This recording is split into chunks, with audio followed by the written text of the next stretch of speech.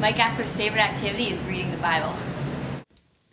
So back in the fall of 2007, I was just hanging around eating a Pez machine, and it just kind of annoyed me, that the fact that the Pez was so hard to get out, you know? I don't know if anyone else realizes that, but I decided I'd try to fix that. I didn't know what I was getting into, but I started tinkering around with the machine and found a way to make the Pez shoot in your mouth faster. There's a couple of plans.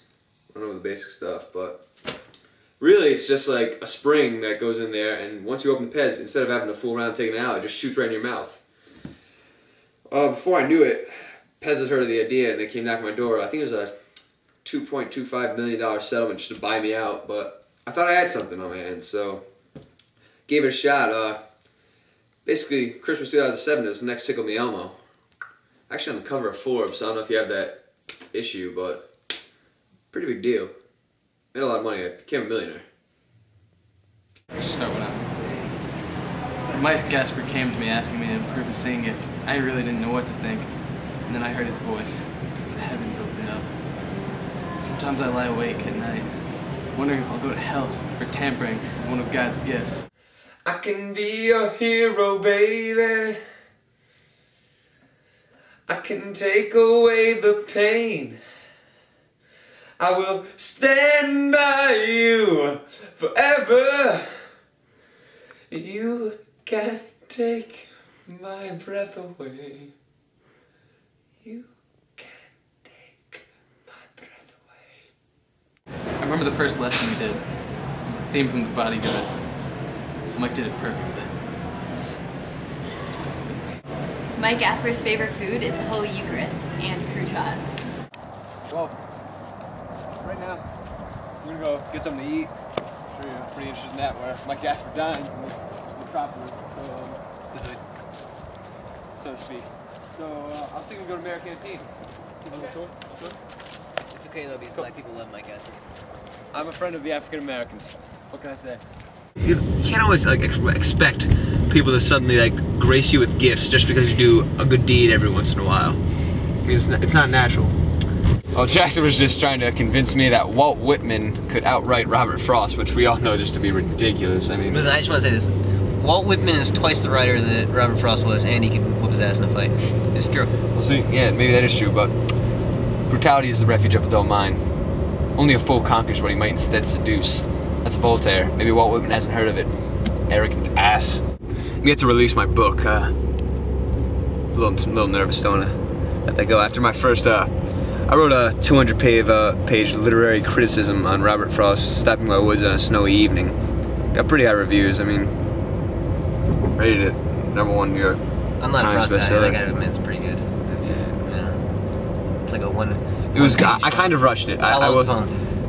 It's like 12 lines. And I just. You wrote 200 pages, about 12 lines. I rushed it. I feel I rushed it. I was not too impressed with myself. Mr. Smith thought otherwise. Ah, well, we're approaching the thriving shopping metropolis that is known as the Westfield Shopping Center. Quite frankly, I go there once in a while just to mingle among my friends. He gave out autographs once with John Cena. I did not mean to do Jackson, you dog. I didn't mean to do that. It was kind of thrust upon me. John Cena asked for his autograph. He did. It was simply because his son was a fan. It was nothing personal, Jackson. You do this all the time. Please, I'm embarrassed. It's a pretty big deal. I'm kind of embarrassed. Please. I remember Sean was there. Mike, you're the most modest man I've ever met. Guys. Ooh. We are about to enter bed. All right, be careful with the. All right, put away your wallets. Just safety first. I'll do all the talking, boys. They love me here. God. I love when people go into intersections and back out. I know it's. While he's smoking. God. Wait, how do you Max, feel about smoking? Max, take a good look at that guy back there. Because if you keep on the path you're going, know what candy's gonna turn into? Crack. And prostitutes. And heroin. Thank you, Sean. And she-mails. Subway. That doesn't even measure up to the place we're going. Mike, why don't you tell us a little about... We're on our way to the great Merit Canteen. Some of the finest delicacies you will ever see outside of Trumbull. It's really a landmark. Mike Gasper's Been around here since 1947 was where they made their first cheeseburger. Don't yell at him. Sean can handle himself. I don't think you can. He failed his driving test. You need to be more optimistic. All right, Max. Mike Gasper believes in me. There's no sadder sight than a young pessimist. That was Mike, That's Mark Twain. Another funny story about good old American teen. My mother and father went on their first date there, where they really fell in love, I'd say. My father was having a chili dog, and he accidentally dropped some on his... They shared it. They accidentally dropped some on the plate. Reading the tramp style. And my mother scooped it up with a French fry, and my dad knew right there. He told me, that's the woman that's going to be my wife. And turned out she was my mother.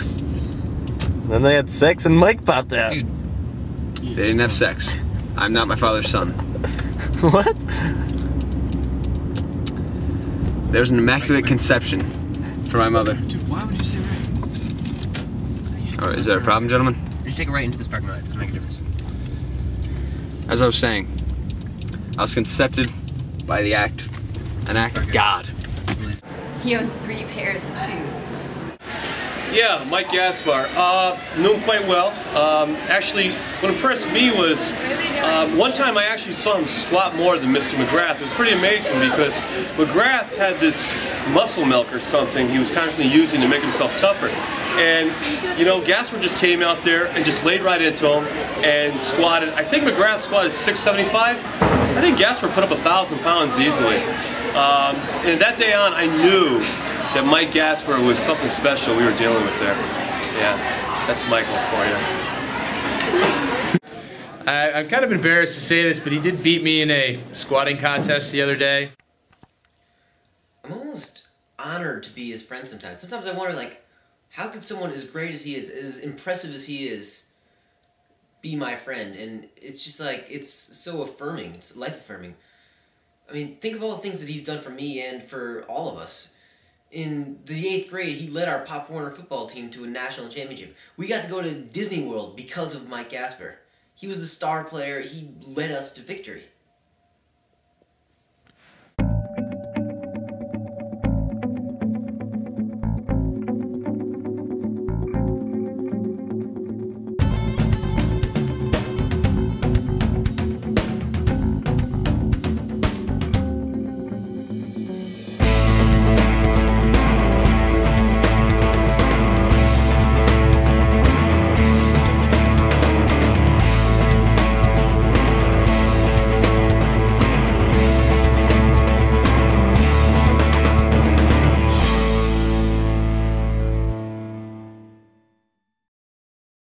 I don't know, I kind of wish I could be him. I mean, everyone says to be yourself, but why be yourself when you could be Mike Gasper? Doesn't really make sense to me. And, I mean, he dresses cool, and he looks cool. He plays sports cool. Even his mom is cooler than my mom. I thought my mom was cool, and then I met his mom. She's like tall and pretty.